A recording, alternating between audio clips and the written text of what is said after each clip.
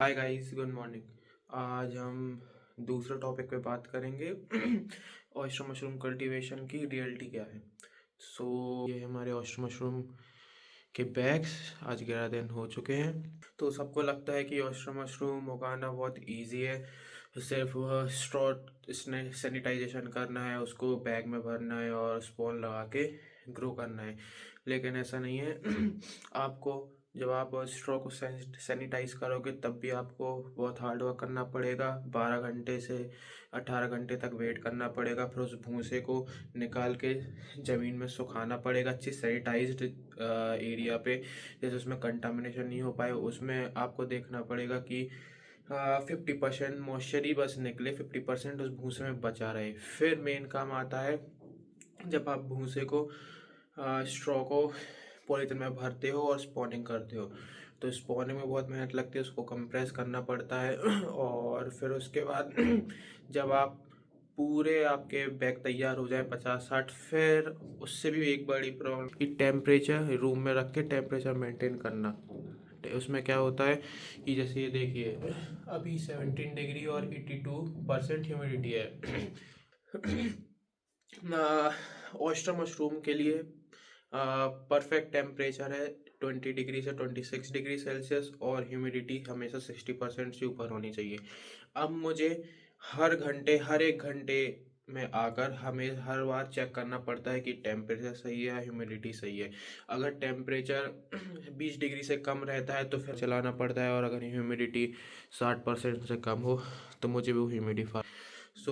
यही बहुत इम्पोर्टेंट चीज़ है कि अगर टेम्परेचर 20 डिग्री सेल्सियस से डाउन रहेगा तो जो माइन कर रहा है वो रन करना स्टॉप। अगर ह्यूमिडिटी 60% से कम रही तो अपना जो पेन हेड्स निकलते हैं वो ग्रो करना स्टॉप हो जाएंगे।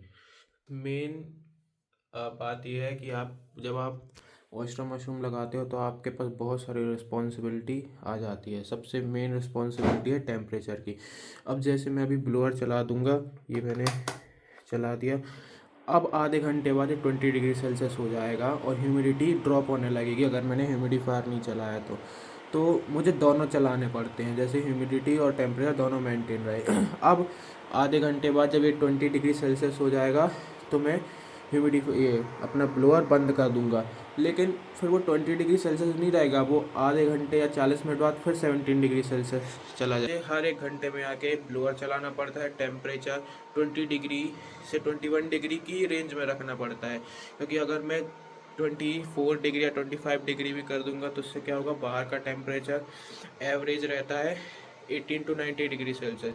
तो 24 डिग्री से तुरंत 17 डिग्री में बहुत जल्दी आ जाएगा। तो उससे क्या होगा, फ्लक्चुएशन, टेम्परेचर की जो फ्लक्चुएशन है वो बहुत जल्दी जल्दी होगी। तो उससे माइसीलियम को स्ट्रेस पड़ सकता है, और वो स्ट्रेस ही हम लोगों को नहीं देना है। तो मुझे ये भी इंश्योर कर सिर्फ 20 से 21 डिग्री तक ही मैं टेम्परेचर बढ़ाऊँ और फिर टॉप कर दूँ। अगर मैंने 24 डिग्री चलाया तो एक घंटे बाद वो फिर 17 डिग्री हो जाएगा, क्योंकि बाहर का टेम्परेचर ज़्यादा लो है। तो इससे क्या होगा, 6 से 7 डिग्री का टेम्परेचर फ्लक्चुएशन होगा, तो माइसिलियम को स्ट्रेस आ जाएगा। अगर मैंने 20 डिग्री इस रूम का टेम्परेचर करा और बाहर का 17 डिग्री है, तो 20 डिग्री से 17 डिग्री टेम्परेचर बहुत स्लोली ड्रॉप होगा, और ड्रॉप भी होगा तो 3 डिग्री का अपना टेम्परेचर फ्लक्चुएशन आएगा। तो 3 डिग्री का टेम्परेचर फ्लक्चुएशन आता है, वो माइसिलियम सह लेता है, स्ट्रेस वो सह लेता है। लेकिन 6 डिग्री का अपना जो स्ट्रेस है वो नहीं सह पाता है। मेन काम हमारा यही है कि हमको टेम्परेचर और humidity point two point maintain रखनी है। अगर 1 से 2 घंटे के लिए टेम्परेचर 17 डिग्री और ह्यूमिडिटी कम रही तो उतना माइसीलियम उतना स्पॉन सह लेगा। लेकिन तरह ऐसा रहा तो अपना स्पॉन डेड हो जाएगा, मर जाएगा, या बहुत स्लो ग्रोथ करेगा। तो सबसे इम्पोर्टेंट यही काम है कि टेम्परेचर मेंटेन करना। बाकी फिर सब काम हो जाता है अगर अपन ने टेम्परेचर ह्यूमिडिटी मेंटेन कर लिया। तो यही मुझे इन्फॉर्मेशन आपको देनी थी। Stay tuned, bye.